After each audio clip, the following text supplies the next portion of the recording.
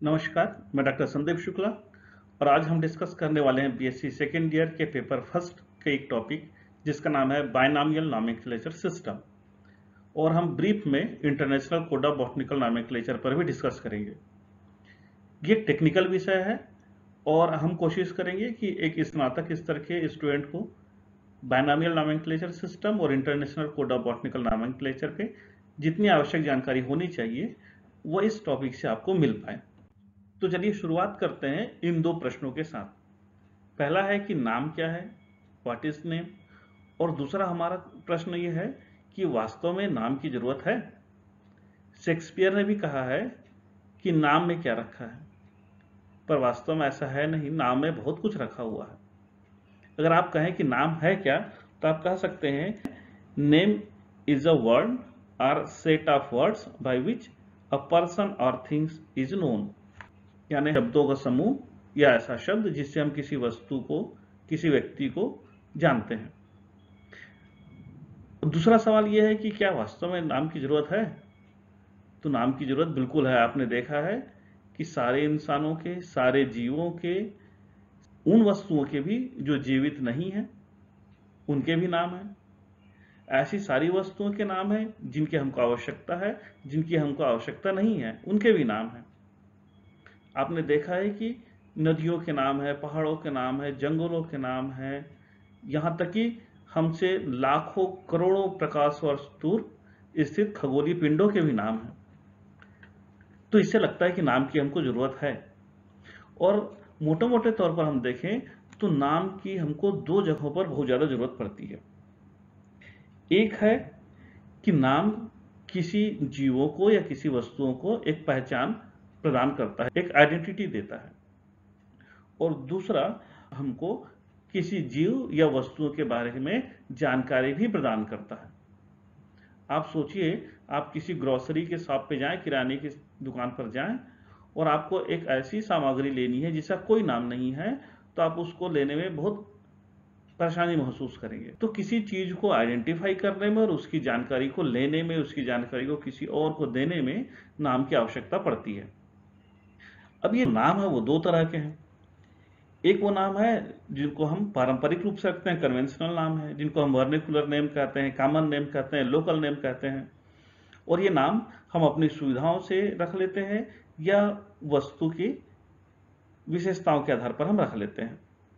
और ये जो नाम है वो बहुत ही ज्यादा सुविधाजनक होते हैं, कन्वीनियंट होते हैं बातचीत के लिए, डिस्कशन के लिए और अपने काम चलाने के लिए। जो दूसरे तरह का नाम होता है ये साइंटिफिक नेम होता है, जो थोड़ा टेक्निकल हो जाता है। ये हर किसी के बस की बात नहीं है कि हम साइंटिफिक नेम रख सकें जब तक कि आपको उसका सिस्टम की जानकारी ना हो। और ये जो नाम होते हैं ये यूनिवर्सल होते हैं, यानी पूरे विश्व में उस वस्तु का या उस पौधे का या उस जीव का नाम एक ही होता है। तो सामान्य तौर पर हम यहाँ पर प्लांट की बात कर रहे हैं, तो प्लांट के केस में हम देखें कि प्लांट के दो तरह के नाम हो सकते हैं। एक कॉमन नेम हो सकता है, लोकल स्तर पे जो नाम यूज किया जाता है वो हो सकता है, और एक साइंटिफिक नेम हो सकता है। फिर आपका ये सवाल होगा कि जब हमारे पास लोकल नेम है, कन्वेंशनल नेम है, तो हमको साइंटिफिक नॉमेनक्लेचर की क्या जरूरत है, हमको एक लंबे चौड़े कोड की क्या जरूरत है? आपका कहना भी बिल्कुल सही है। हमारे पास जो नाम है जिनको हम लोकल नाम कहते हैं, कॉमन नेम कहते हैं, वो अपनी बोलचाल की भाषा में बहुत कन्वीनियंट होते हैं, बहुत सुविधाजनक होते हैं, हम उनको उपयोग करने में यूज टू होते हैं। पर इन नाम के साथ में एक समस्या यह है कि ये अलग अलग स्थानों पर और अलग अलग भाषाओं पर बदल जाते हैं। एक ही पौधे को अलग अलग जगहों पर अलग अलग नामों से जाना जाता है, या अलग अलग भाषाओं में अलग अलग नामों से जाना जाता है। आप केवल भारत की बात करें तो भारत इतना डाइवर्स देश है, जोग्राफिकली भी और अपनी लैंग्वेजेस और डायलेक्ट्स में भी। हमारे यहाँ तरह तरह की भाषाएं, तरह तरह की बोलियां पाई जाती हैं। तो एक ही पौधों को हम कई नामों से जानते हैं। एक एग्जाम्पल हम लेते हैं, आपने धान का पौधा देखा है, इसको हम हिंदी में धान कहते हैं, इंग्लिश में पैडी कहते हैं। अगर आप तमिलनाडु चले जाएं तो वहां इसको नेल्लू कहा जाएगा। जो संस्कृत के विद्वान हैं वो इसको रिही के नाम से जानते हैं। तेलुगु में इसको वाटलू कहा जाता है, गुजराती में डांगर कहा जाता है, और आप मैसूर वाले रीजन पे चले जाएं कर्नाटका में तो वहां इसको भाटा कहा जाता है। अब एक मैसूर का व्यक्ति अगर स्पेन जाता है और वो कहता है कि मुझको भाटा का पौधा चाहिए, तो वहां के लोग तो उसकी बात समझेंगे नहीं, और जब भी हम साइंटिफिक काम करते हैं, जब भी हम रिसर्च का काम करते हैं, तो हमको एक ऐसा नाम चाहिए जो यूनिवर्सल हो, जिस नाम से पूरे विश्व में उस पौधे को जाना जाता हो। क्योंकि जो भी रिसर्च का काम होता है, जो भी साइंटिफिक काम होता है, वो लोकल लेवल पे नहीं होता, वो ग्लोबल लेवल पर होता है। विश्व के लोग उस रिसर्च को देखते हैं। तो हमको एक ऐसा नाम चाहिए जो हर जगहों पर और हर भाषाओं में एक ही हो। तो हमने क्या किया कि धान के पौधे को एक साइंटिफिक नेम दिया, भी कहते हैं, बॉटनिकल नेम भी कहते हैं। आगे चल करके हम यही सिस्टम पढ़ने वाले हैं कि नाम कैसे दिए जाते हैं। तो धान के पौधे को नाम दिया गया, इसका साइंटिफिक नेम है ओराइजा सटाइवा। ये इसका बॉटनिकल या साइंटिफिक नेम है। आप पूरे विश्व में कहीं भी चले जाएं, धान का पौधा आपको इसी नाम से मिलेगा। देखिए, ये एक दूसरा एग्जाम्पल है जो जूलॉजी वाले विशेष तौर पर पढ़ते हैं, बहुत पॉपुलर एग्जाम्पल है। आपने गौरैया चिड़िया देखी है? भारत में हिंदी में हम इसको गौरैया कहते हैं, इंग्लैंड में इसको हाउस स्पैरो के नाम से जाना जाता है, स्पेन में गोरियान, पुर्तगाल में पॉर्डल, इटली में पासेर, जर्मनी में हाउस ऑफरलिंग और फ्रेंच में मोइन्यू के नाम से इसको जाना जाता है। पूरी दुनिया में 200 से ज़्यादा देश हैं और भाषाओं की संख्या तो अनेक है। तो हो सकता है कि हर भाषाओं में, हर देश में इसके अलग अलग नाम हों। एक वैज्ञानिक अध्ययन में हम इतने तरह के नामों को लेकर के नहीं चल सकते, हमको एक इसका यूनिवर्सल नेम चाहिए ही। और उस लिए हमने इसका एक साइंटिफिक नेम दिया, हमने इसको जूलॉजिकल नाम दिया है और इसका नाम है पार्सेर डोमेस्टिकस। दुनिया में आप किसी भी हिस्से में जाएं, अगर आप पार्सेर डोमेस्टिकस कहेंगे तो जानकार व्यक्ति होगा, वो समझ जाएगा कि आप किस चिड़िया की बात कर रहे हैं। चलिए, तो ये एक कारण हुआ कि हमको साइंटिफिक नॉमेनक्लेचर की जरूरत पड़ती है, हमको यूनिवर्सल नेम और एक ऐसे कोड की जरूरत पड़ती है जिसके आधार पर हम नाम दें, कुछ नियमों की जरूरत पड़ती है। तो एक कारण आपने देख लिया कि जो पौधे के नाम होते हैं वो अलग अलग जगहों पर, अलग अलग भाषाओं पे अलग अलग तरह से लिए जाते हैं। एक दूसरा कारण भी है। दूसरा कारण क्या है? जो हमारे कॉमन नेम होते हैं, जो हमारे लोकल नेम होते हैं, वो सुविधाजनक तो होते हैं हमारी बोलचाल की भाषा में, पर बहुत ज़्यादा कंफ्यूजिंग होते हैं। हम कई सारे पौधों को एक ही नाम से जानते हैं। जैसे आप देखें, दो एग्जाम्पल आपके सामने है, बहुत कॉमन एग्जाम्पल है, आपने ब्राह्मी का नाम सुना होगा। अब दो तरह के पौधे हैं जिनको हम ब्राह्मी के नाम से जानते हैं, एक है सेंटेला एशियाटिका और दूसरा है बेकोपा मुनेरी। दोनों को भारत में ब्राह्मी के नाम से ही जाना जाता है। तो जब हम ब्राह्मी कहते हैं तो स्वाभाविक बात है कि आपको कन्फ्यूजन होगा कि हम किस पौधे की बात कर रहे हैं। इसी तरह भारत में एक पौधा मिलता है जिसको दूधी कहा जाता है स्थानीय स्तर पर। ये यूफोर्बिया हीटा के लिए भी यूज किया जाता है और हेमिडेस्मस इंडिकस नाम के पौधे के लिए भी दूधी शब्द यूज किया जाता है। तो जब हम दूधी कहेंगे तो आपको कंफ्यूजन हो सकता है किस पौधे की बात कर रहे हैं, पर जब हम यूफोर्बिया हीटा कहेंगे तो वो एक स्पेसिफिक नेम है और आप समझ जाएंगे कि हम किस तरह के पौधे की बात कर रहे हैं। तो हम नामों के बीच में कंफ्यूजन को हटाने के लिए, नामों को विश्व स्तर पर एक रूपता देने के लिए हमको साइंटिफिक नॉमेनक्लेचर की जरूरत पड़ती है। तो आपने देखा कि हमको नाम की जरूरत है किसी चीजों को पहचानने के लिए, उसकी जानकारी प्रदान करने के लिए, जानकारी प्राप्त करने के लिए। हमको साइंटिफिक नॉमेनक्लेचर की भी जरूरत है, क्योंकि साइंटिफिक नॉमेनक्लेचर में जो नाम होते हैं वो यूनिवर्सल होते हैं, कंफ्यूजिंग नहीं होते हैं। तो एक सिस्टम डेवलप हुआ और आज जो हम रिफाइंड सिस्टम देखते हैं, जिसको हम बायनॉमियल सिस्टम कहते हैं, वो तो एक लंबे समय के सुधार के बाद हमारे सामने आया है। साइंटिफिक नाम देने की शुरुआत, साइंटिफिक नॉमेनक्लेचर की शुरुआत 18वीं शताब्दी से शुरू हो गए थे और 1750 के पहले जो नाम दिया जाता था उसके लिए जो सिस्टम हम यूज करते थे वो कहलाता था पॉलिनॉमियल सिस्टम। तो जब साइंटिफिक नॉमेनक्लेचर की बात आई, जब हम साइंटिफिक नाम देने की शुरुआत हुई, तो पहला जो सिस्टम था वो पॉलिनॉमियल सिस्टम कहलाता था। आप नाम से ही देख लें, पॉली यानी होता है कई सारे, नॉमियल मतलब होता है नाम। तो ऐसा सिस्टम जिसमें किसी पौधे के कई सारे नाम हुआ करते थे। कई सारे नाम मतलब वो पौधे के अलग अलग कैरेक्टर हुआ करते थे, उन कैरेक्टर को मिला करके एक लंबा चौड़ा नाम बनता था। एक नाम आपके स्क्रीन पर आप देखें, एक पौधा है जिसे कहा जाता है सीडा एक्यूटा। बहुत कॉमन प्लांट है ये, आपको लोकल स्तर पे मिल जाएगा सीडा एक्यूटा।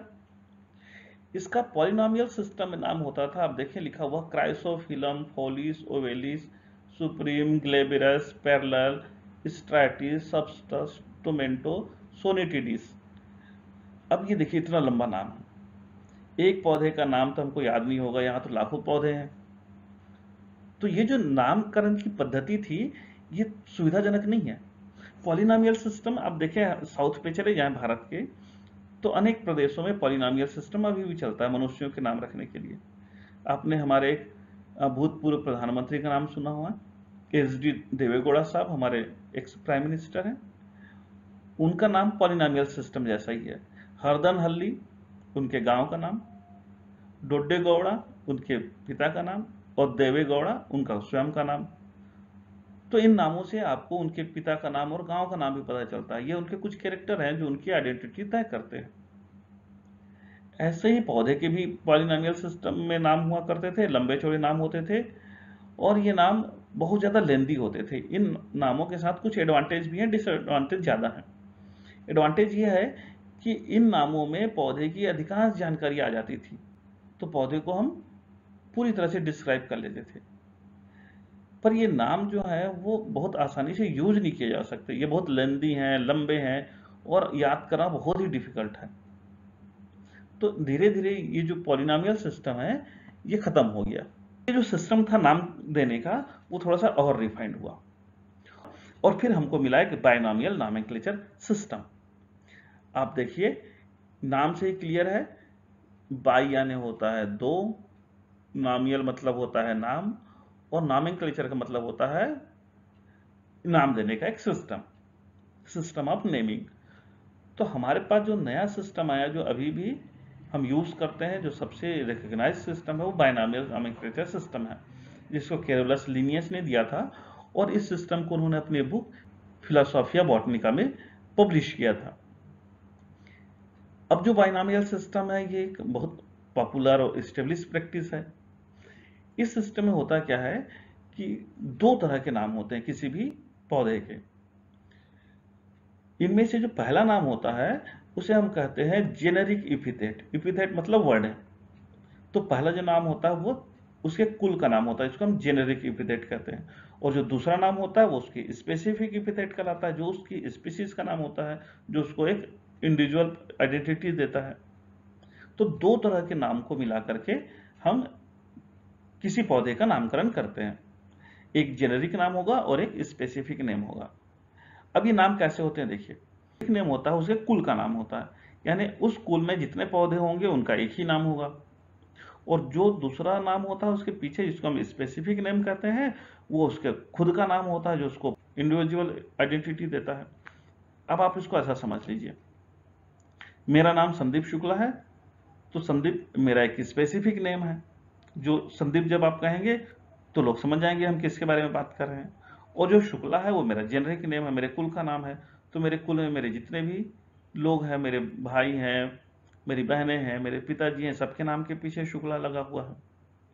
तो वहां पर मैंने अपने कुल का नाम जो शुक्ला है वो मैंने पीछे लगाया है, मेरा जो स्पेसिफिक नेम है वो मैंने आगे लगाया है, जिससे मेरी पहचान होती है। पौधा के केस में हम इसको उल्टा कर देते हैं, हम जेनरिक नेम को पहले लिखते हैं और स्पेसिफिक नेम को बाद में लिखते हैं। अब आप देखें, सोलेनम एक हमने जीनस उठाया है, ये जेनरिक नेम है, और सोलेनम की कई सारी स्पीसीज है, उनके नाम बदलते रहते हैं, पर सोलेनम चूंकि कुल का नाम है तो वो स्थायी है। अब आप देखिए, हम बात कर रहे हैं आलू की, सोलेनम ट्यूबरोजम। तो सोलेनम जीनस का नाम है, उसका जेनरिक नेम है, और ट्यूबरोजम जो है उसका स्पेसिफिक नेम है। तो जब हम ट्यूबरोजम कहेंगे तो आप समझ जाएंगे कि हम आलू की बात कर रहे हैं। तो ये दो नाम हुए, सोलेनम जेनरिक इपिथेट है और ट्यूबरोजम स्पेसिफिक इपिथेट है। फिर एक दूसरा प्लांट है इसी जीनस का, सोलेनम जेंथोकार्पम, जिसको आप भटकटैया के नाम से भी जानते हैं। तो सोलेनम चूंकि उसके जीनस का नाम है तो जीनस का नाम वैसा ही है। जिंथोकार्पम चूंकि एक पर्टिकुलर प्लांट को अलग आइडेंटिटी देता है तो वो इसका स्पेसिफिक नेम है। तो आप देखें, सोलेनम मेलेंजेला ये बैगन का नाम है, यहाँ पर भी आपको एक जेनरिक नेम दिखाई देगा जो इसके जीनस का नाम है, उसके कुल का नाम है, और दूसरा इसका स्पेसिफिक नेम है जो इस पौधे को एक इंडिविजुअल आइडेंटिटी देता है। तो आपने दो तीन चीज अब तक सीख ली कि आपको अगर साइंटिफिक स्टडी करनी है तो आपको एक यूनिवर्सल नाम चाहिए। जब आपको यूनिवर्सल नेम चाहिए तो उसके लिए आपको एक सिस्टम भी चाहिए, और जो सिस्टम हम यूज कर रहे हैं वो बायनोमियल सिस्टम है। तो इस बायनोमियल सिस्टम में दो नाम है, एक जेनरिक नेम है और एक स्पेसिफिक नेम है। तो ये जेनरिक नेम है क्या, ये कहाँ से आएंगे, कैसे रखे जाएंगे, इस पर हम थोड़ी चर्चा करते हैं। जो जेनरिक नेम होते हैं वो प्राय नाउन होते हैं, संज्ञा होते हैं, और जब हम इनको लिखते हैं तो इनका जो सबसे पहला लेटर होता है वो कैपिटल लेटर होता है, तो हमको कैपिटल से इनकी शुरुआत करनी है। और ये जो जेनरिक नेम है वो डिस्क्रिप्टिव होते हैं, यानी किसी ना किसी चीज का इनसे आपको आइडिया मिलता है, डिस्क्रिप्शन मिलता है। तो ये जेनरिक नेम आते कहां से हैं? इनके कई सारे सोर्स हो सकते हैं जिनका उपयोग हम करते हैं। जो सबसे पहला सोर्स है वो होता है हम किसी पर्सन को ऑनर करने के लिए उसके नाम पर जेनरिक नाम रख दें। कोई ऑथर हो सकता है, वो जो पौधे को ढूंढता है तो वो अपने नाम पर ही पौधे को नाम देना चाहता है। वो अपने किसी सगे संबंधियों को, अपने गुरु को ऑनर करने के लिए पौधों को उनका नाम दे सकता है। तो पौधे को नाम दिया जाता है, वो किसी पर्सन से आता है। जैसे आप देखें, एक पौधा है बॉहिनिया, जिसको हम कचनार कहते हैं, बॉहिनिया का प्लांट है, वो बॉहिन नाम के व्यक्तियों की से आया है।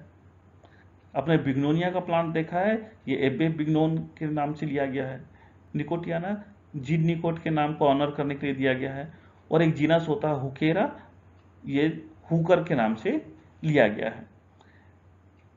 अब आपको लग रहा होगा कि नाम थोड़े अलग से क्यों हैं? जब जीन निकोट नाम है तो निकोटियाना क्यों हुआ, जब नाम हुकर है तो हुकेरा क्यों हुआ? तो उसके पीछे कारण यह है कि जब भी हम बॉटनिकल नाम देते हैं, बायनॉमियल सिस्टम यूज करते हैं, तो वहां पर एक प्रिंसिपल है कि नाम हमेशा लैटिन में होने चाहिए, और जो नाम लैटिन में नहीं होते उनको हम लैटिनाइज करते हैं, लैटिन में परिवर्तित करते हैं। तो जो हुकर है उसको जब लैटिनाइज किया गया तो वो हुकेरा हो गया, निकोट जो है वो निकोटियाना हो गया। जो पौधे के जेनरिक नेम है वो किसी पर्सन को ऑनर करने के लिए लिए जा सकते हैं। देखिए, जो दूसरा सोर्स है हमारे पास जेनरिक नेम लेने के, वह है हम प्लांट की किसी स्पेशल फीचर को यूज कर सकते हैं। जैसे ल्यूकोडेंड्रॉन, इससे हमको पता चलता है कि इन पौधों की जो पत्तियां हैं वो सिल्वर कलर की हैं। जेंथोजाइलम, ऐसे प्लांट जिनका जो वुड है, जिनकी जो लकड़ी है वो येलो कलर की होती है। ऑक्सीडेंड्रम, इन पौधों की पत्तियों में एसिड्स पाए जाते हैं। तो उनकी विशेषता बताने वाले कुछ लक्षण हैं जिनको हमने जेनरिक नेम के रूप में कन्वर्ट कर दिया है। तीसरा जो सोर्स होता है वो लैंड ऑफ डिस्कवरी होता है। जिन जगहों पर इन पौधों को ढूंढा जाता है वहां से नाम लिया जा सकता है, उनकी भाषाओं से नाम आते हैं। जैसे सुगा एक पौधे का नाम है, ये जापानीज भाषा का शब्द है, वहां से लिया गया। नीलंबो सिलोन से लिया गया, सिलोनीज नाम है। रिवेनेला मेडागास्कर से लिया गया, और पेंडेनस मलायन नाम है। तो ये इन देशों की भाषाओं से, इन देशों से लिया गया है।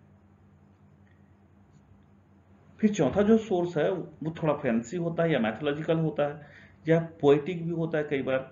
जैसे थियोब्रोमा, चॉकलेट के पौधे को गॉड फूड कहा जाता है, तो वहां से ये नाम लिया गया। सुंदर वाटर निम्फ्स के लिए निम्फिया शब्द दिया गया। तो ये कुछ मैथोलॉजिकल पोएटिक नाम है जो हम जेनरिक नेम के सोर्स के रूप में यूज करते हैं। तो हमने सोर्स ऑफ जेनरिक नेम देख लिया। अब हम देखते हैं स्पेसिफिक नेम के सोर्स क्या है, हम किस तरह से स्पेसिफिक नेम डिसाइड करते हैं। ये जो नेम होते हैं जिनको हम स्पेसिफिक नेम कहते हैं, ये पौधे के कुछ मॉर्फोलॉजिकल यूनिट को डिस्क्राइब करते हैं, कुछ उसकी संरचनाओं से संबंधित होते हैं। और जब भी हम स्पेसिफिक नेम लिखते हैं तो इसका जो पहला लेटर होता है वो स्मॉल होता है। जेनरिक नेम में हमको कैपिटल लेटर लिखना है, स्पेसिफिक नेम में हमको स्मॉल लेटर का उपयोग करना है। और ये जो नाम होते हैं ये कुछ एडजेक्टिव्स होते हैं, ये हमको पौधे की विशेषता बताते हैं। अब पौधे की विशेषता क्या बताते हैं, किस तरह से नाम हो गया, अब देखिए आपको कुछ आइडिया भी मिल जाएगा इससे, और ये नाम आपने कहीं ना कहीं सुने होंगे। कई सारे पौधे हैं जिनकी स्पेसिफिक नेम से हमको उनके फ्लावर के कलर का पता चलता है। जैसे हम शब्द यूज करते हैं रूब्रा, प्लूमेरिया रूब्रा, यानी ऐसा पौधा जिसमें फ्लावर रेड कलर के होते हों। अल्बा, ऐसा पौधा जिसके फ्लावर व्हाइट कलर के होते हों। परप्यूरिया, बॉविनिया परप्यूरिया नाम आपने सुना होगा, जिसके फ्लावर पिंक कलर के हैं। नाइगर है, वो ब्लैक कलर को रिप्रेजेंट करता है। तो ये कलर के एडजेक्टिव्स हैं जो कलर की विशेषता बताते हैं। कुछ नाम ऐसे हैं जो पौधे के साइज और शेप को बताने का काम करते हैं, उसकी विशेषता बताते हैं। जैसे नाना, ड्वार्फ अगर पौधा है, बौना पौधा है, तो हम नाना शब्द यूज करते हैं। अगर पौधा काफी बड़ा है तो जिजांसिया शब्द हम यूज करते हैं। अलाटा शब्द हम यूज करते हैं पौधे की ऊंचाई बताने के लिए, जो बहुत ऊंचे पौधे हैं। और अगर कोई बहुत मोटा पौधा है तो हम विशेषण उसके लिए यूज करते हैं क्रासा का। तो इस तरह से स्पेसिफिक नेम लिए जाती हैं, या तो कलर से या तो साइज और शेप से। डिस्क्रिप्टिव एडजेक्टिव में हम रिलेटिव अबंडेंस को भी ले सकते हैं। जो स्पेसिफिक नेम आते हैं उससे हमको किसी स्पीसीज के अबंडेंस का, उनकी बहुलता का पता भी चलता है। जैसे किसी स्पीसीज का नाम होता है वल्गेरिस, इसका मतलब है कि वो जो प्रजाति है वो काफ़ी कॉमन है और बहुतायत से पाई जाती है। अगर किसी प्रजाति का नाम रारा है, इसका मतलब है कि वो रेयर स्पीसीज है और पूरी दुनिया में वो बहुत कम जगहों पर बहुत मुश्किल से प्राप्त होती है। हमको स्पेसिफिक नेम से उसके हैबिटेट का भी पता चलता है। आपने बहुत सारे पौधे देखे होंगे जिनका स्पेसिफिक नेम अरिवेंसिस होता है। तो अरिवेंसिस का मतलब होता है, इससे हमको ये पता चलता है कि वो जो पर्टिकुलर स्पीसीज है वो मैदानी जगहों पर पाई जाती है, मैदानों में पाई जाती है। अगर स्पीसीज का नाम एरिनिकोला है, इसका मतलब है कि वो सैंड में पाई जाती है। एक्वेटिका है, इसका मतलब है कि वो एक्वेटिक प्लांट है, पानी में पाया जाता है। और सेक्सेटाइलिस है, इसका मतलब है कि वो रॉक्स पे पाया जाता है। तो हमको स्पीसीज के नाम से पौधों के हैबिटेट का भी पता चलता है। इसके अलावा हम स्पीसीज के नाम से पौधों के यूज भी जान सकते हैं कि पौधे किस काम से आते हैं। जैसे आपने ओराइजा सटाइवा नाम सुना है, धान का ये बॉटनिकल नेम है। तो सटाइवा का मतलब होता है क्रॉप, यानी किसी प्लांट का स्पेसिफिक नेम सटाइवा है, इसका मतलब है कि वो ऐसा प्लांट है जिसकी खेती की जाती है। अगर किसी प्लांट का स्पेसिफिक नेम एस्कुलेंटम है, इसका मतलब है कि वो एक एडिबल प्लांट है, वो जो पर्टिकुलर स्पीसीज है उसका उपयोग हम खाने के रूप में करते हैं। देखिए, स्पेसिफिक नेम हम प्लांट के कैरेक्टर को प्रदर्शित करने के लिए भी करते हैं। इनसे हमको प्लांट के कैरेक्टर भी पता चलते हैं। अगर कोई पौधा स्पाइनी है, कांटे हैं उसमें, तो हम स्पाइनोसा शब्द यूज करते हैं। हम अगर किसी पौधे के लिए स्पेसिफिक नेम टोमेंटोसा यूज करते हैं, इसका मतलब है कि वो वुडी प्लांट है। हम अगर किसी पौधे के पीछे में यूज करते हैं रिलीजियोसा, जैसा फाइकस रिलीजियोसा हम शब्द यूज करते हैं पीपल के लिए, इसका मतलब है कि इस पौधे का रिलीजियस महत्व है। टेक्सिकेरिया हम पॉइजनस पौधों के लिए यूज करते हैं। इसके अलावा पौधों के स्पेसिफिक नेम से, उसके स्पीसीज के नेम से हमको उसके रीजन का भी पता चलता है। ये रीजन कोई देश हो सकते हैं, कुछ भौगोलिक क्षेत्र हो सकते हैं, कोई शहर का नाम हो सकता है, जगह का नाम हो सकता है। बहुत सारे पौधों के पीछे में हम इंडिका शब्द यूज करते हैं, एजिडेरिक्टा इंडिका, मेंजिफेरा इंडिका, मधुका इंडिका। इंडिका शब्द का उपयोग है, इसका मतलब है कि इस पौधे की ओरिजिन जो है वो इंडिया है, इंडिया में पाया जाने वाला पौधा है। अगर किसी पौधे के पीछे में हमने स्पेसिफिक नेम लिखा हुआ है मैक्सिकाना, इसका मतलब है कि वो मेक्सिको का पौधा है। इसी तरह हम जेपोनिका, अमेरिकाना, चाइनेंसिस, नेपोलेंसिस नाम हम देशों के लिए करते हैं। कुछ प्लांट ऐसे हैं जिनके स्पेसिफिक हिमालयनसिस होते हैं, इसका मतलब है कि वो हिमालयन रीजन में पाए जाते हैं। और कुछ पौधों के स्पेसिफिक नेम शिमलाना भी है, इसका मतलब है कि वो पौधा सर्वप्रथम शिमला में पाया गया। तो हमको पौधे के स्पेसिफिक नेम से उसके रीजन के बारे में पता चलता है कि वो किस क्षेत्रों में पाया जाता है।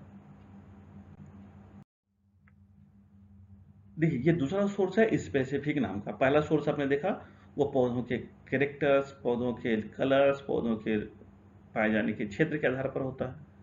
दूसरा जो सोर्स होता है उसमें हम पौधों के दो अलग अलग एडजेक्टिव्स को, दो अलग अलग विशेषताओं को जोड़कर एक शब्द बनाते हैं, एक टर्म बनाते हैं। और ये जो टर्म होता है लैटिन ही होता है। जैसे आपने स्पेसिफिक नेम सुना होगा लेटिफोलिया, जिसका मतलब होता है ब्रॉड लीफ। अंगुस्टिफोलिया नैरो लीफ के पौधों के लिए यूज किया जाता है। कार्डिफोलिया, टिनोस्पोरा कार्डिफोलिया गिलोय का बॉटनिकल नेम है। कार्डिफोलिया मतलब कार्डी शब्द लिया गया है हार्ट के लिए, फोलिया शब्द लिया गया है लीफ के लिए। तो ऐसे पौधे जिनकी लीफ हार्ट शेप हो उनको हम कार्डिफोलिया नाम से जानते हैं। क्वाड्रिफोलिया, इसका मतलब क्वाड्री मतलब चार, फोलिया यानी लीफ। ऐसे पौधे जिनमें चार लीफ पाई जाती हो तो उनके लिए हम क्वाड्रिफोलिया शब्द यूज करते हैं। तो हमने दो शब्दों को जोड़ करके एक टेक्निकल टर्म बनाया है। फिर हमारे पास जो तीसरा सोर्स है वो होता है कि पौधे की स्पीसीज से, उसकी स्पेसिफिक नेम से हम उसका रिसेम्बलेंस तय करते हैं कि पौधे किस तरह से। जैसे अगर कोई पौधा अमेरेंथस जैसा दिखाई दे तो उसका स्पेसिफिक नेम है एमरेंथोइड्स। एक पौधा है जेकरेंडा माइमोसिफोलिया, तो इससे आपको पता चल जाएगा कि उसकी जो लीफ है वो माइमोजेसी फैमिली की लीफ जैसी ही है। अगर किसी पौधे के जो फ्लावर है वो जीनिया के जैसे दिखाई देते हैं तो हमने स्पेसिफिक नेम रखा जीनी फ्लोरा। तो इससे हमको उन पौधे का रिसेम्बलेंस समझ में आता है कि वो पौधे और किसी दूसरे पौधे से किस तरह से संबंधित हैं। जो चौथा सोर्स है हमारे पास स्पेसिफिक नेम का, वो किसी बॉटनिस्ट को, किसी पर्सन को ऑनर करने के लिए भी दिया जाता है। ये आपने जेनरिक नेम में भी देखा है, इसी तरह का नाम आपको स्पेसिफिक नेम में भी दिखाई देगा। जैसे रॉक्सबर्ग के लिए हम स्पेसिफिक नेम लिखते हैं रॉक्सबर्ग, पैनस रॉक्सबर्ग। मूलर के लिए मुलेरियाना, थनबर्ग के लिए थनबर्जिया। तो इन नामों को हमने लेटिनाइज कर दिया है, और इन बॉटनिस्ट को ऑनर करने के लिए भी हम पौधे का स्पेसिफिक नेम उनके नाम पे रखते हैं। तो हम साइंटिफिक नॉमेनक्लेचर की हमको जरूरत क्यों है और बाइनॉमियल नेम होते क्या हैं, ये हमने अभी तक देख लिया है। हम थोड़ी सी चीजें हैं जो फिर से रिकेप कर लेते हैं। जब भी हम बाइनॉमियल सिस्टम यूज करेंगे तो पौधे के दो ही नाम होंगे, एक जेनरिक नेम, एक स्पेसिफिक नेम। जो जेनरिक नेम है, जो जीनस से आता है, उसको हम पहले लिखते हैं। जो स्पीसीज का नाम होता है, जो स्पेसिफिक नेम है, वो जेनरिक नेम के बाद आते हैं। हमेशा नाम लैटिन में ही लिखे जाएंगे। ये जो नाम होते हैं वो पौधों से किसी न किसी तरह से रिलेटेड होने चाहिए, पौधों के आवाज से, पौधों के कलर से, पौधों के पत्तियों से, उनके रिसेम्बलेंस से, उनको ढूंढे जाने वाले व्यक्ति के नाम से, वो किस क्षेत्र में पाए जाते हैं उसके आधार पर। तो कहीं ना कहीं ये जो नाम होते हैं वो प्लांट से रिलेटेड होने चाहिए। इसके अलावा जब हम जीनस का नाम लिखेंगे तो पहला लेटर कैपिटल लिखेंगे, स्पीसीज का नाम लिखेंगे तो हमेशा पहला लेटर स्मॉल लिखेंगे। और एक चीज हमको ध्यान देनी है कि जब भी हम पौधों के नाम लिखते हैं तो पौधे के नाम इटैलाइज्ड होने चाहिए, पौधे के नाम तिरछे लिखे हुए होने चाहिए, या उनको अंडरलाइन किया होना जरूरी है। कि यहाँ पर हम समझ लें, जीनस कम फर्स्ट, तो ये जीनस का नाम है पहले आया, फिर उसके बाद स्पीसीज का नाम, तो स्पीसीज का नाम आ गया। हमेशा लैटिन होना चाहिए तो इसको लैटिनाइज किया गया है। फिर ये कहता है कि जो नाम है वो पौधे से रिलेटेड होना चाहिए, तो अब देखिए इंडिका जुड़ा हुआ है, इसका मतलब कि इंडिया में पाया जाने वाला पौधा है। जो जीनस है उसका पहला लेटर कैपिटल होगा तो हमने यहाँ पर कैपिटल एम लिखा हुआ है।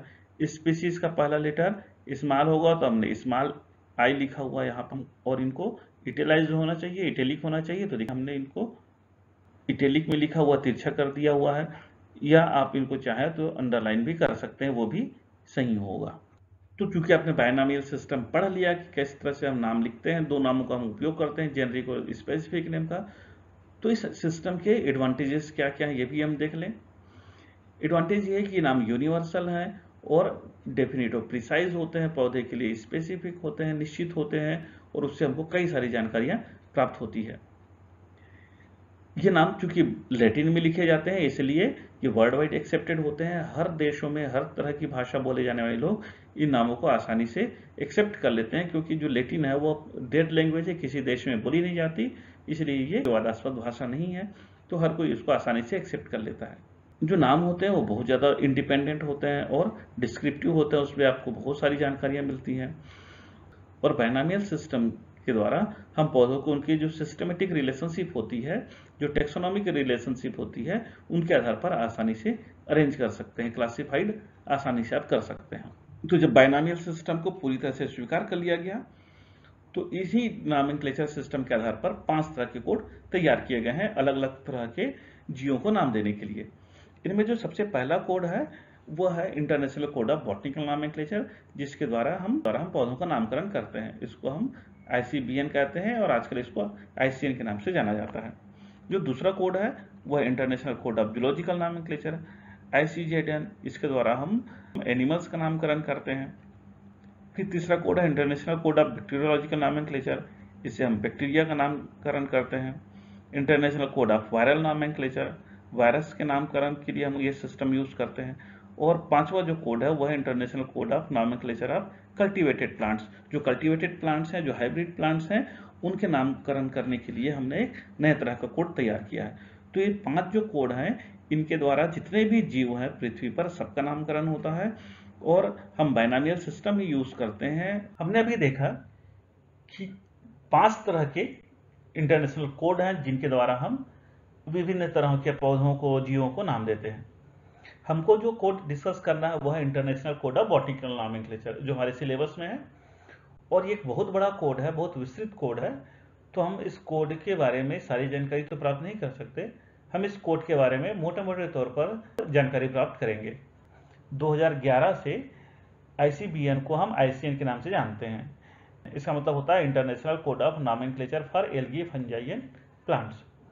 जो international code of botanical nomenclature था उसके अंतर्गत भी हम एल्गी, फंजाई और प्लांट का नामकरण करते थे, पर 2011 के बाद इसको स्पेसिफिक कर दिया गया है। जो international code of botanical nomenclature है, आईसीबीएन है, वो सबसे पहले कैरोलस लिनियस ने इंट्रोड्यूस किया था। ये आपने पहले भी देखा जब हमने बायनॉमियल सिस्टम पढ़ा हुआ है। और ये जो आईसीबीएन है इसका डिटेल अकाउंट डी कोंडले ने 1813 में प्रस्तुत किया था। जो पेरिस में 1867 में फर्स्ट बॉटनिकल कांग्रेस हुई, वो पूरी बॉटनिकल कांग्रेस डी कोंडले के अकाउंट पर बेस्ड थी। और जो पहली इंटरनेशनल बॉटनिकल कांग्रेस हुई 1867 में, उसके बाद के वर्षों में लगातार इंटरनेशनल बॉटनिकल कांग्रेस होती रही अलग अलग जगहों पर अलग अलग सालों में, और इसमें कई तरह के रूल्स बनाए गए, कई तरह के रूल्स में संशोधन भी किए गए। इनमें से एक बॉटनिकल कांग्रेस बहुत महत्वपूर्ण है जहां पर international code of botanical nomenclature को मॉडिफाई किया गया, रिफाइन किया गया। वो थी 12वीं इंटरनेशनल बॉटनिकल कांग्रेस जो 1975 में लेनिनग्राड यूएसएसआर में हुई थी। और इस इंटरनेशनल बॉटनिकल कांग्रेस में 1975 में जो international code of botanical nomenclature है उसको 3 भागों में डिवाइड किया गया। इसका एक भाग है वह कहलाता है प्रिंसिपल्स, जिसमें 6 प्रिंसिपल आपको पढ़ने को मिलेंगे। दूसरा भाग है वह कहलाता है रूल्स, जिसमें हमको पौधे का नामकरण किस तरह से करना उसके कई सारे नियम बने हुए हैं। और इस तीसरा भाग रिकमेंडेशन कहलाता है। तो इस टॉपिक में हम प्रिंसिपल पढ़ेंगे जो 6 हैं, और जो बहुत महत्वपूर्ण रूल्स हैं जो एग्जाम में पूछे जाते हैं उनके बारे में हम डिस्कस करेंगे।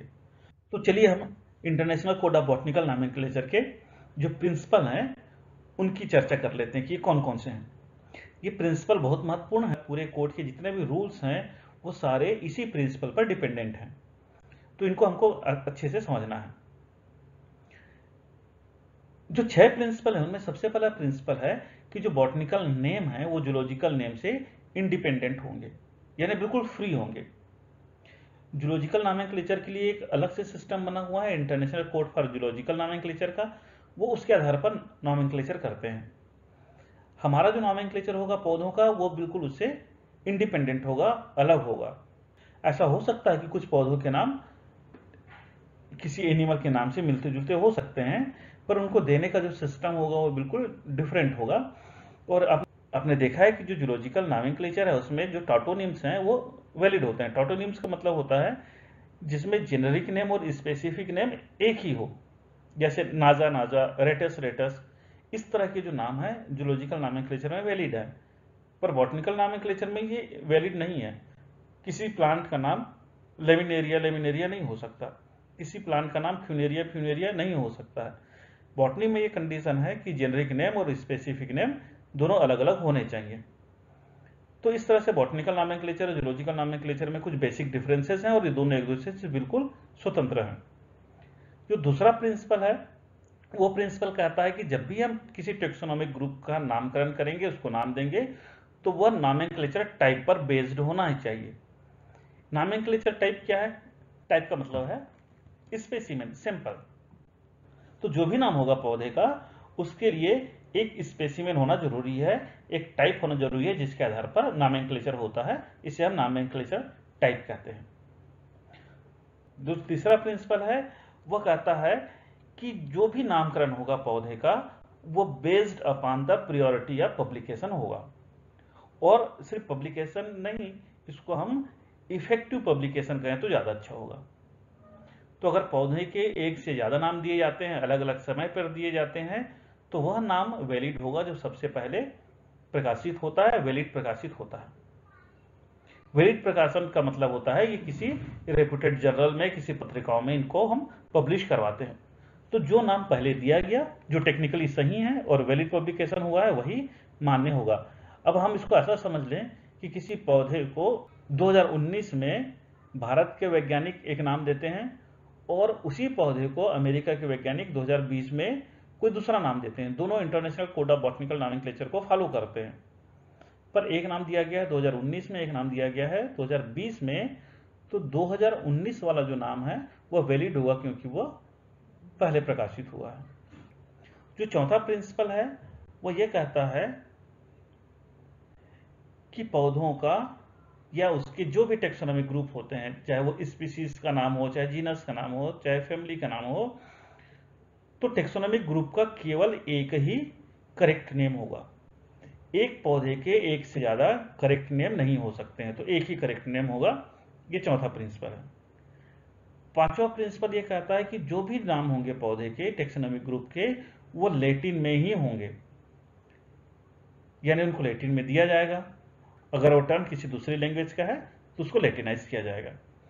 लैटिन में नाम देने के पीछे रीजन ये है कि हमने पहले भी डिस्कस किया हुआ है, लैटिन वर्तमान में डेड लैंग्वेज है, कोई भी देश बोलचाल के रूप में उपयोग नहीं करते हैं। तो चूंकि ये डेड लैंग्वेज है इसलिए ये विवादास्पद नहीं है। दूसरी चीज लैटिन के साथ है वो ये कि चूंकि ये डेड लैंग्वेज है इसलिए इसमें लगातार चेंजेस नहीं होते हैं, इसमें लगातार इसके शब्दकोश में नए शब्द नहीं जुड़ते हैं, इसमें कोई परिवर्तन नहीं होता है। तो ये भाषा जैसी है बिल्कुल वैसे ही बनी हुई है। और जो छठवां प्रिंसिपल है वो कहता है कि जो नॉमेनक्लेचर के रूल्स हैं वो रिट्रोएक्टिव होते हैं। इसका मतलब है कि ये पीछे जो जिन पौधे के नाम दे दिए गए हैं उन पर भी लागू होते हैं। एक बार आपने किसी प्लांट को नाम दे दिया, इसका मतलब ये नहीं है कि वो नाम हमेशा बने हुए होंगे। अगर फ्यूचर में कोई करेक्शन होता है, कोई संशोधन होता है, तो वो पीछे दिए गए पौधों पर भी लागू होता है। तो ये रिट्रोएक्टिव होता है, पुराने पौधों के नामों पर भी लागू होता है। तो ये 6 तरह के प्रिंसिपल हैं और इन्हीं प्रिंसिपल पर सारे रूल्स बेस्ड हैं। चलिए, तो हम international code of botanical nomenclature के कुछ रूल्स भी पढ़ लें। जैसे मैंने पहले कहा कि एक बहुत बड़ा कोड है, इसमें कई तरह के सेक्शन हैं, कई तरह के रूल्स हैं, तो हम सब तो पढ़ नहीं सकते। तो हम 3-4 रूल्स जो बहुत महत्वपूर्ण है हमारे एग्जामिनेशन के पॉइंट ऑफ व्यू से और जो हमारे सिलेबस में है उन पर डिस्कस कर लेते हैं। इसका पहला रूल है कि टेक्सा की अपनी रैंक होगी। टेक्सा क्या है? टेक्सा का मतलब एक ग्रुप होता है। वो ग्रुप स्पीसीज भी हो सकता है, जीनस भी हो सकता है, फैमिली भी हो सकता है, या कोई सा भी ग्रुप हो सकता है, उसको हम टेक्सा कहते हैं। और ये जो ग्रुप बनेंगे इनके अपने अपने रैंक होंगे और ये अपने रैंक के आधार पर ही अरेंज किए जाएंगे। सामान्य तौर पर हम देखें, जब हम क्लासिफिकेशन यूज करते हैं या लिखते हैं तो हम मोटे मोटे तौर पर division, class, order, family, genus और स्पीसीज का ही उल्लेख करते हैं। पर इनके अलावा कई सारे टेक्सा और हैं, इनके बीच में कई सारी सब कैटेगरीज भी हैं। तो ये सारे अपने रैंक के अनुसार अरेंज होते हैं। आपकी स्क्रीन पर देखिए, हमने बहुत सारे टेक्सा को उनके रैंक के अनुसार हमने जमाया हुआ है। तो सबसे बड़ी जो रैंक है वो किंगडम है, और जो सबसे छोटी रैंक है समान तौर पर जो हम यूज करते हैं वो स्पीसीज होती है।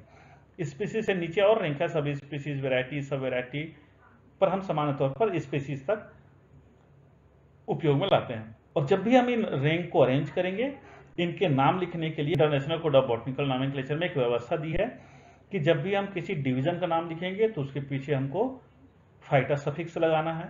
जब हम क्लास का नाम लिखेंगे तो हमको ऑप्सीडा लगाना है।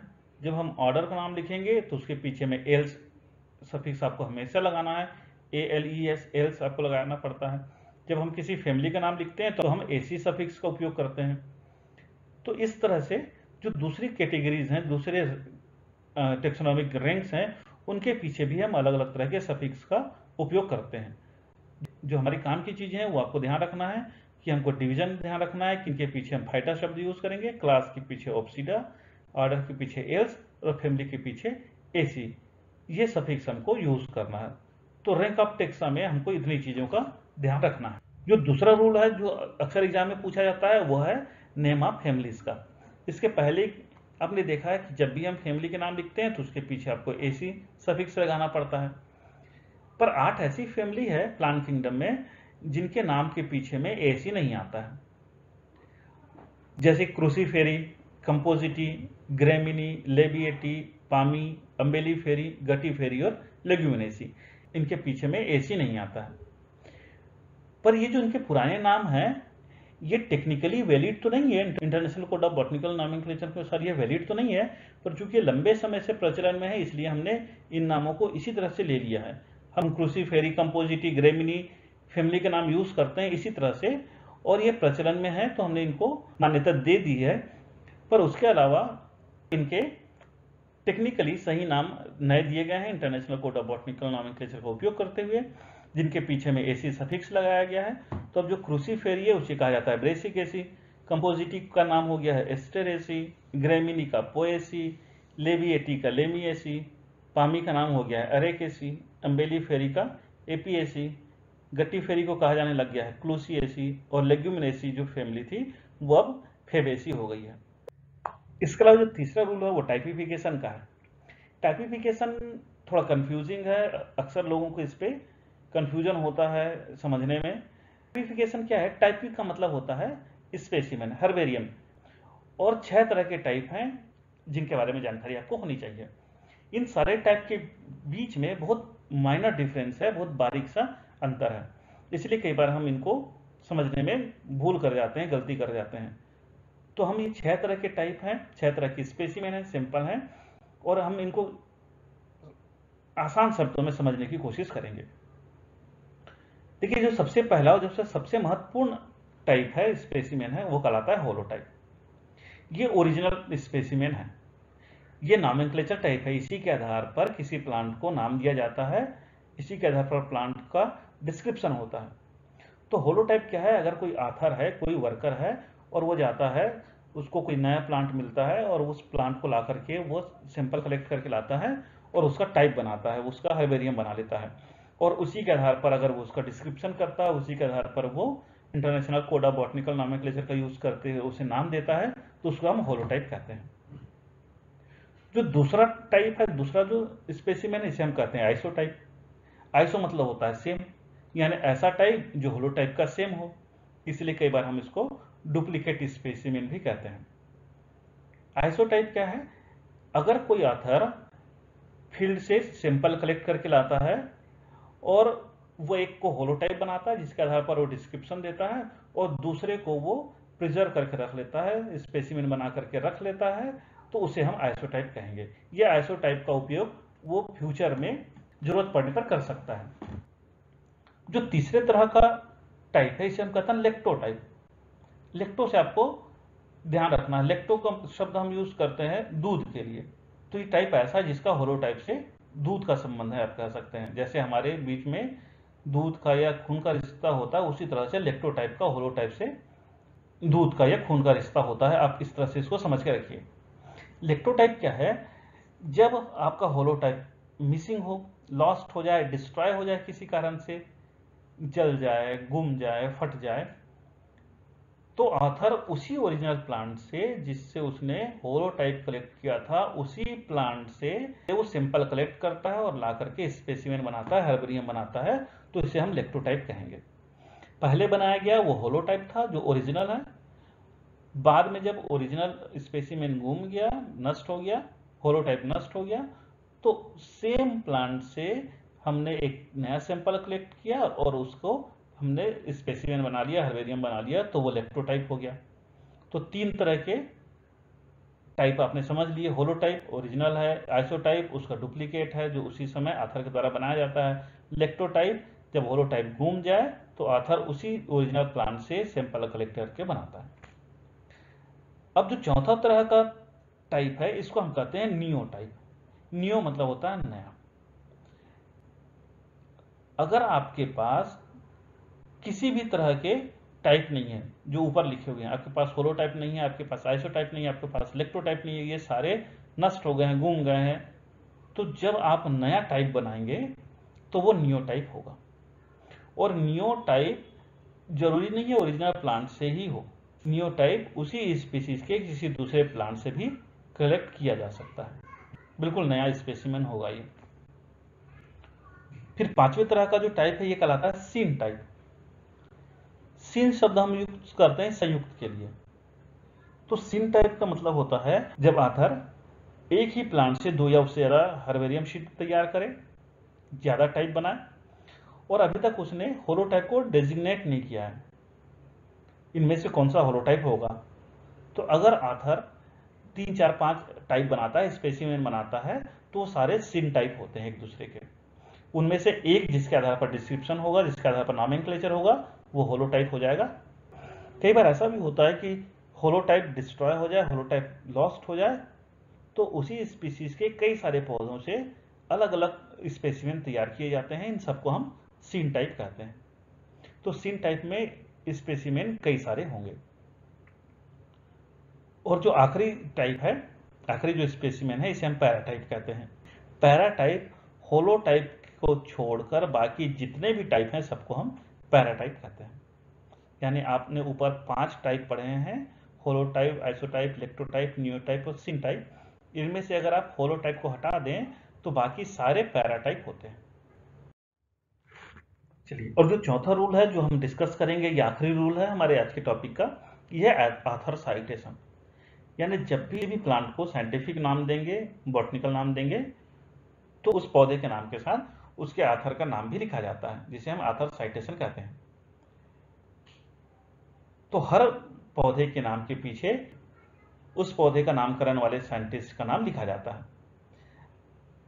International code of botanical nomenclature के अनुसार अगर आपने प्लांट के नाम के पीछे उसके ऑथर का नाम नहीं लिखा हुआ है, आपने ऑथर साइटेशन नहीं दिया हुआ है, तो नाम वैलिड नहीं माना जाता है, उसे कंप्लीट नहीं माना जाता है। आप देखें, हमने एक नाम लिखा हुआ है मेंजीफेरा इंडिका, यह आम का बॉटनिकल नेम है, और ये नाम दिया था केरोलस लिनियस ने, तो उसके लिए हमने यहाँ पर एल लिखा हुआ है। तो हर प्लांट के नाम के पीछे, साइंटिफिक नाम के पीछे आपको ऑथर का साइटेशन देना है। अब ऑथर के नाम काफी लंबे हो सकते हैं, बड़े हो सकते हैं, तो पूरा नाम लिखना प्रैक्टिकली संभव नहीं होता है, इसलिए हम ऑथर के नाम का एब्रीविएशन लिखते हैं, उसको हम एब्रीविएट कर देते हैं। तो जैसे हमने अगर किसी पौधे का नामकरण लीनियस ने किया हुआ है तो हम लिखते हैं एल। अगर किसी पौधे का नामकरण रॉथमेलर ने किया हुआ है तो हम उसको शॉर्ट में रॉथ लिख देते हैं। किसी पौधे का नामकरण रॉक्सबर्ग ने किया हुआ है तो हम लिखते हैं रॉक्स। लेमार्क के द्वारा नाम दिया गया है अगर किसी पौधे को तो हम लिखते हैं लैम। रॉबर्ट ब्राउन के लिए हम BR ऐसा लिखते हैं, और डी कोंडेले के लिए हम यूज करते हैं DC। अब बात यह आती है कि अगर ऑथर एक ही है तब तो उसका आप साइटेशन कर सकते हैं। जैसे मेंजीफेरा इंडिका पे आप देख लें, इसके ऑथर है केरोलस लिनियस, तो हमने मेंजीफेरा इंडिका और उसके पीछे में एल लिख दिया है लिनियस के लिए। पर जब किसी पौधे का नामकरण दो साइंटिस्ट करें, वो एक ही समय पे कर सकते हैं या अलग अलग समय पर कर सकते हैं, तो उसके लिए हम एक सिस्टम यूज करते हैं। वो सिस्टम क्या है? अगर हम देखें, आपने कुछ पौधे देखे होंगे, जैसे एक पौधा है कैपरिस लेसियंथा, इसके नामकरण पे आप जब देखें तो आपको दिखाई देगा रॉबर्ट ब्राउन और डी कोंडले, और इनके बीच में आपको EX लिखा हुआ दिखाई देता है ऐसा। इसका मतलब है कि यहाँ पर दो साइंटिस्ट ने इसके नामकरण पे काम किया है। ये EX का मतलब क्या है? कैपरिस लेसियंथा के पहले ऑथर तो रॉबर्ट ब्राउन है, पर वह इस पौधे को डिस्क्राइब करने में फेल हो गया, उन्होंने इसका डिस्क्रिप्शन नहीं किया, उसका डिस्क्रिप्शन किया डी कोंडले ने।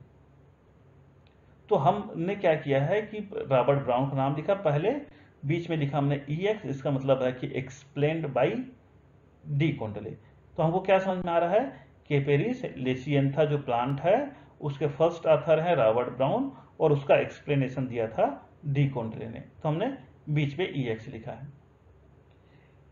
कई बार ऐसा भी होता है कि किसी पौधे का नाम, किसी टेक्सा का नाम दो साइंटिस्ट के द्वारा ही दिया जाता है, तो हम उन दोनों साइंटिस्ट के नामों के बीच में एंड का सिंबल यूज करते हैं। जैसे आप देखें, ये एक ट्राइब है, एक टेक्सा है रोजी, और ये रोजी जो टर्म है, ये जो रोजी नेम है, ये दिया था लेमार्क ने और डी कोंडले ने, दोनों ने। इसका डिस्क्रिप्शन दोनों ने साथ साथ किया। तो हमने क्या किया कि लेमार्क को एब्रीविएट कर दिया लेम में, डी कोंडले को एब्रीविएट कर दिया DC में, और इनके बीच पे हमने ये एक एंड का चिन्ह लगा दिया है। तो इस तरह से हम ऑथर का साइटेशन करते हैं।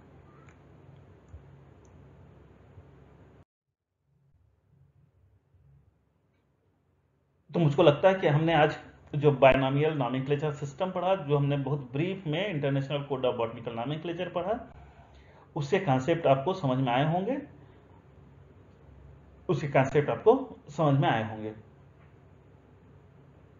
धन्यवाद।